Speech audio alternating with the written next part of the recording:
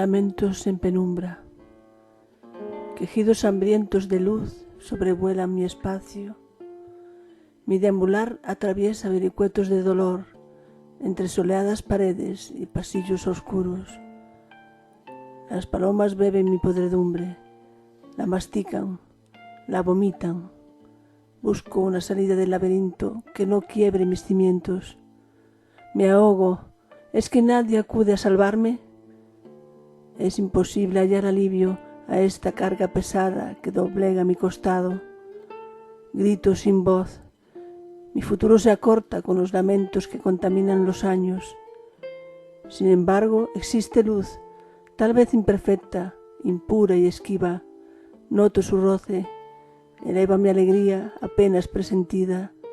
Augura el ensamblaje perfecto entre el mundo y yo.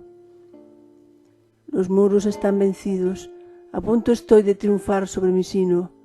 Debo perseguir la estela que lanza su energía por cada rincón de esta ciudad antigua. Mi sangre continúa palpitando. Me reencuentro con la añorada juventud en este lugar ciego. Detengo mi trayectoria.